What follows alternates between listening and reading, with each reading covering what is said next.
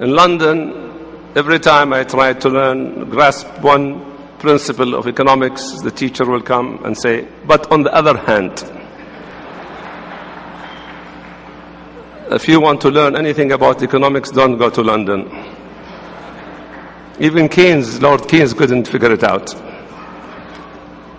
Now, as you see, I'm well-rounded in economics. Now you are wondering, what do I know about training? A lot of people wonder what ministers know about anything.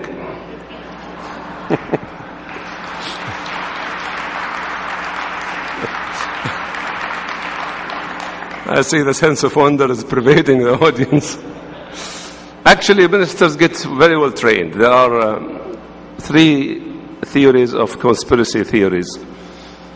Three theories of the conspiracy theory of how do Saudi ministers get trained. There are three schools.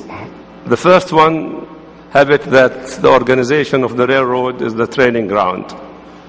They cite as facts and as evidence that five director generals of the railroad went on to become cabinet ministers.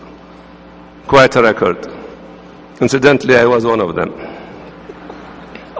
The second theory was the University of Southern California, for some strange reason, is the training ground. They cite as evidence that 8 graduates of USC became cabinet ministers, including me. See, I cornered the market. Others believe that Majlis al-Shura now is the training ground because 7 of its members have become cabinet ministers. Now, for you who are ambitious, I'm sorry to report that the railroad is being very rapidly privatized. USC, to the delight of UCLA, is no longer in vogue. So your only chance is the Majlis al-Shura.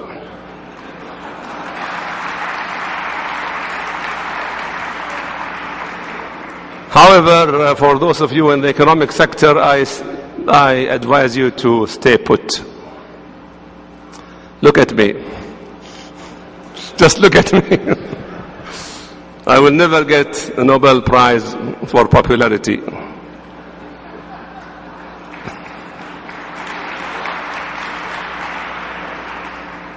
However, I'm working very hard for an Oscar.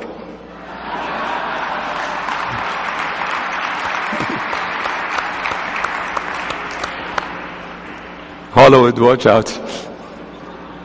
Okay, now before I start enlightening you about training in Saudi Arabia, I would like to start by 3 very wise remarks about training all over the world.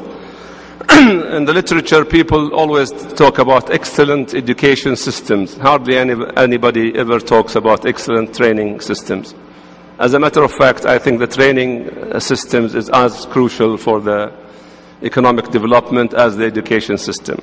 I just want you to cite a few statistics. In Japan, there are 4,000 technical colleges, 4,000, training more than 1 million students. In Germany, the training programs attract about 2 million young people, 2 million. In Britain, 500,000 students a few years ago were graduate from one single diploma, the national diploma. Another 500,000 joined the other training program. Although these are very impressive statistics, paradoxically, nobody seems to be happy about their training programs. In South Korea, they practically revamp them every other year, and they keep shifting ministers responsible for them around. In Britain, the training schemes have been described as a maze and as a jungle. They are so complex and confusing. Even Germany, the acclaimed most successful training experiment, failed a few years ago to produce 20,000 IT workers, and they had to introduce emergency measures.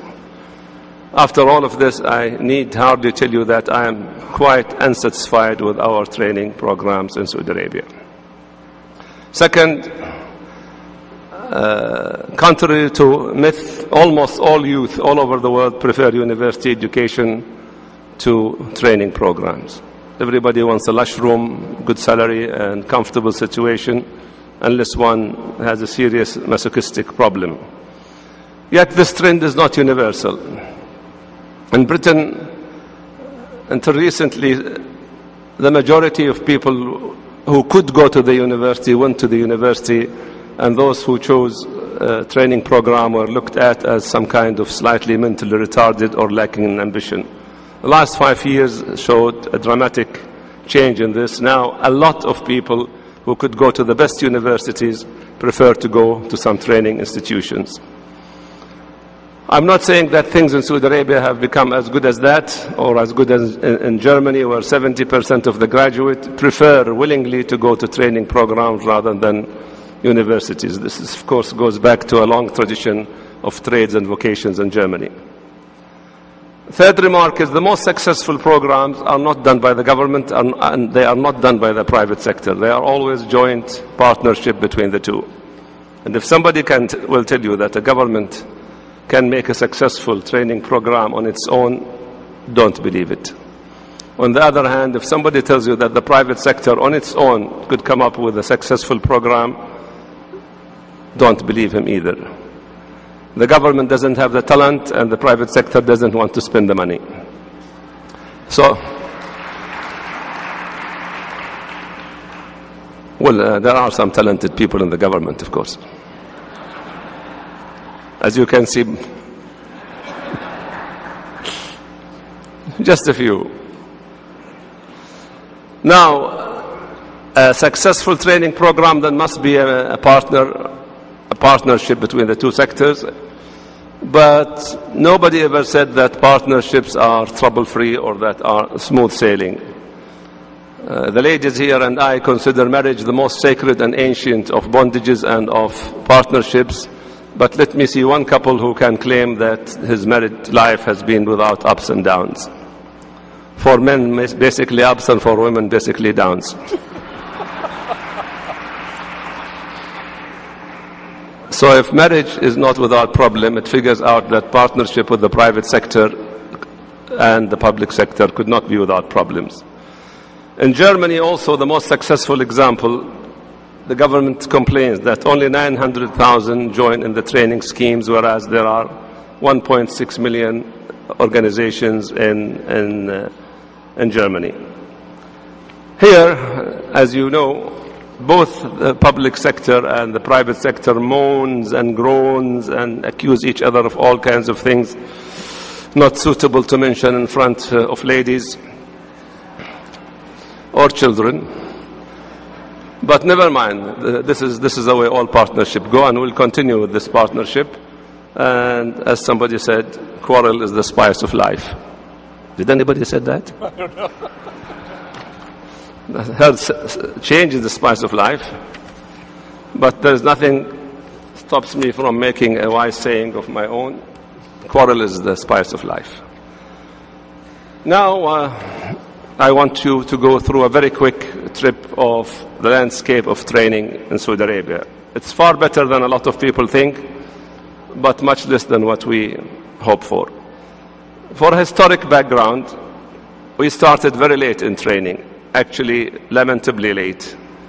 Just to give you an idea of this hindrance, the government in 1970, we had 300,000 students in regular schools, secondary and primary and high school, whereas we had 100 students in training institution. Just 100 students in 1970.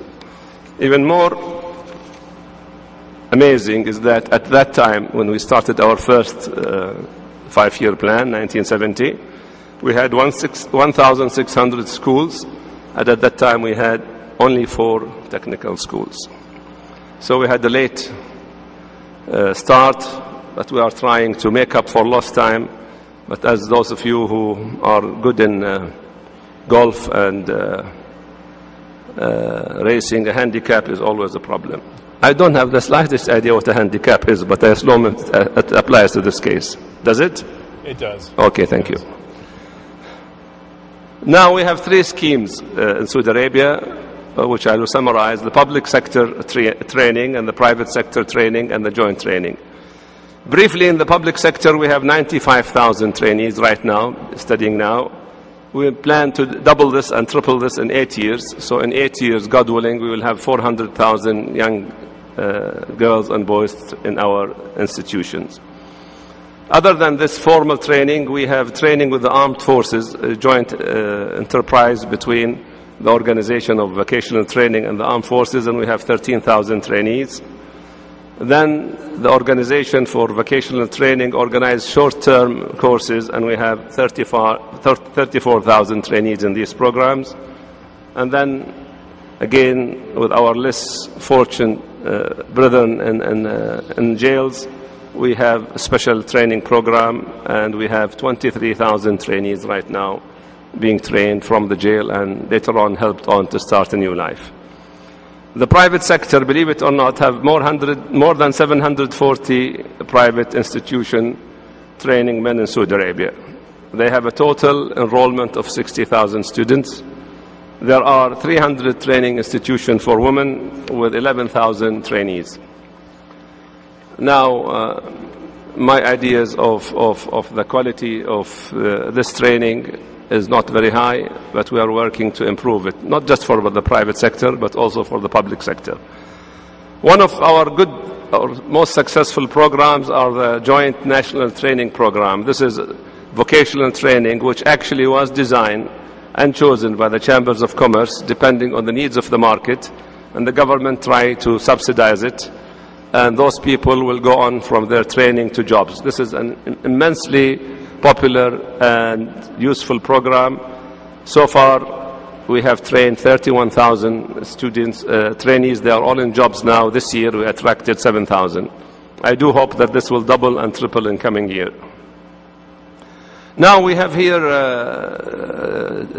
joint technical institutions. Like last night, some of you probably witnessed His Royal Highness the Governor of Mecca celebrated the graduation of 100 trainees from General Motors Technical Institute. There is the Japanese Technical Institute, and we are working now on an institute for Korean cars, an institute for plastic industries.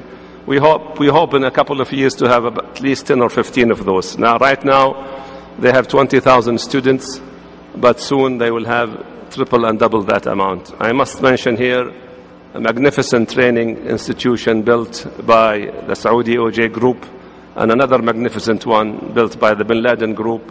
One of them has started working, and the other will start working soon. So all of this talk about the Ministry of Labor not knowing what the market needs is just talk. We know exactly what the market needs. We are working to give the market its basic needs, but of course this takes some time. Now I want to talk briefly about the Saudi Human Resources Fund. This is a government organization, semi-government organization, because actually 1,000 riyal from the visas you guys pay go to the training. We have 15,000 agreement with 15,000 Saudi firms, providing for 150,000 job opportunities. Unfortunately, our experience has not been the best, so out of these 150,000, only 50,000 actually got replaced in jobs. The blame is mutual. We are going through our procedure to make them really smooth, and I think the private sector also should give us a hand here. Now, I cannot leave this subject because before I honorably mention the experience of our friend, my friend and yours, Muhammad Abdul Latif Jamil. For he is by himself